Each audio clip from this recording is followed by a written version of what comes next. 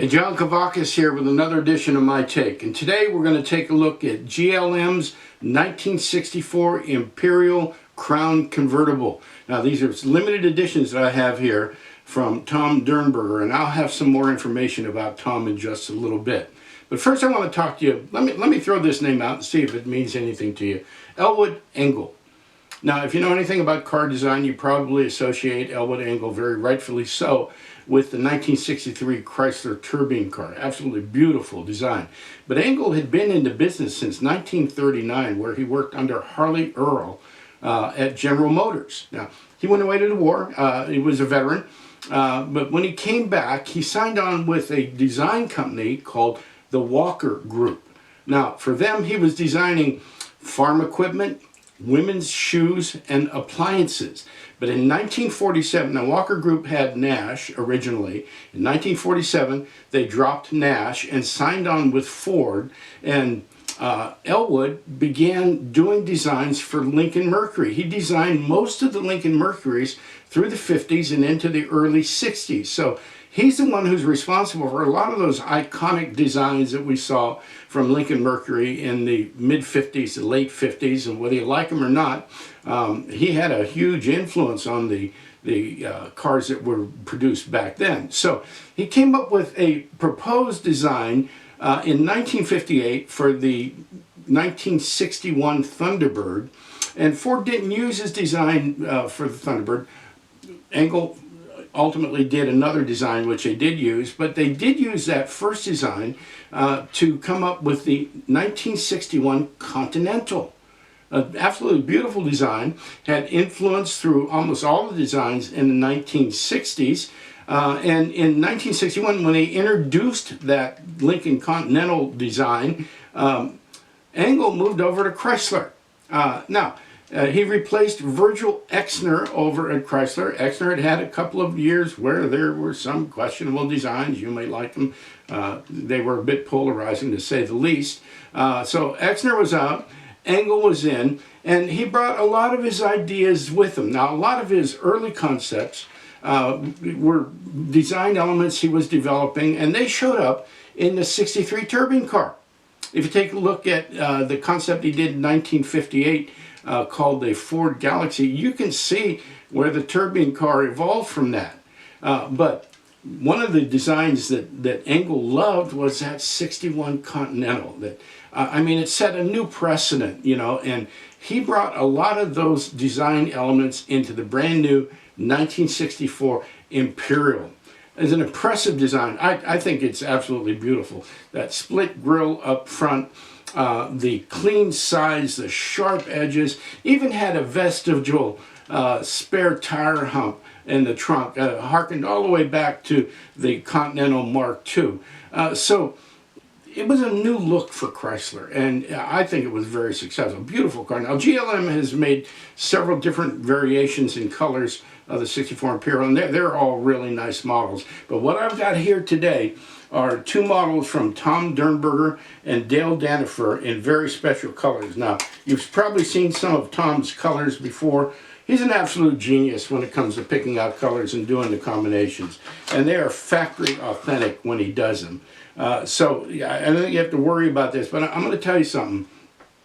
These models are impressive just looking at them in the box. So I'm eager to get it on the turntable and let you take a closer look at it. So they come in Rosewood Metallic and Royal Turquoise Metallic, two beautiful colors, and we're going to take a look at both of them. I'll get pictures of both of them and some close-ups for you. First thing I want to mention is the base on these is a nice leatherette looking base. Very, very classy looking. Now, let me talk about the finish for a second. I've seen a lot of pictures on the forums and on Facebook of these cars, and they look good in those pictures. But until you see how deep and lustrous the finish is on this, in particular on the turquoise, it is just beautiful. They did a magnificent job on this. It's the right color for it.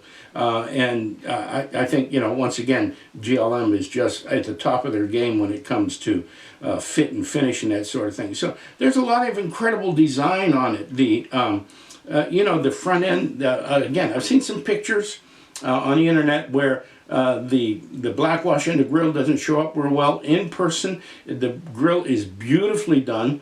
The lensing is absolutely superb. And again, little things like the hood ornament, it's just a little work of art. Very delicate, very finely designed, very much to scale. It's just great looking badging, and which you know, GLM is just doing a fantastic job with that. The wheels are really well replicated. A lot of depth, a lot of dimension to them. Right size white wall tires. The door handles are picked out very nicely. You look around the back of the car, it's magnificent. I mean, that Imperial, the emblem right there in the middle of the bumper and everything, they've just done a really beautiful job on it. And of course, the side view is, they've captured it perfectly. Great job on the windshield surround, the mirrors. Some of the detail that you might not really appreciate until you look really close at, little things like the cowl vent at the base of the windshield and the windshield wipers, very delicate, very much to scale. A nice job, GLM, great. But I'm going to tell you something, what really stands out in this one. I'm glad that I got the top down with the white interior. The interior is spectacular. They have replicated the door panels, the chrome on the door panels, where the door handle itself is picked out very nicely, a little separate piece. And I'm getting a close-up on the dash. Take a look at the dash on this. This is just spectacular. And the seats are well done, well replicated. You know, I love this top down because you get an appreciation for how much work GLM has put into the interior. The Rosewood, the Rosewood is beautiful as well. You know, from the side view, the convertible top is really well done. They captured what that car looks like with the top up. That's not always easy. It looks like a fabric top. And the interior is equally spectacular on the Rosewood one. It's a little harder to see with the top up, but you know, you get a little bit of light in there and you see what a fantastic job they've done on the door panels. And that dash is just so realistic. It looks 1-1 to me. And again, the finish on the Rosewood is equally deep, equally lustrous. They did just a great job. They're just beautiful cars. I think GLM's done a good job on their Imperial. It seems to be something that they're very particular about. And you know, and Tom's picked out these incredible colors. They just pop. Both of them did. I wasn't sure about the Rosewood until I got it out and took a look at it. It's just a beautiful color combination. And he went, you know, it's a little harder to see the detail on the black interior, but he went with factory correct colors on that. And so I give him a lot of respect for that. Now, yeah, you know, I've appreciated Tom's color choices. I really appreciated the 76 Cordoba he released last year. If you want to see the video on that, I'll put the link up here for you to take a look at that. But he's a friend of the hobby. He's a collector. And if you know Dale, you know he's the same thing. They're friends of the hobby. And so he knows what moves us. He knows what motivates us. And he knows what his audience is. So these models sell for $129 plus shipping.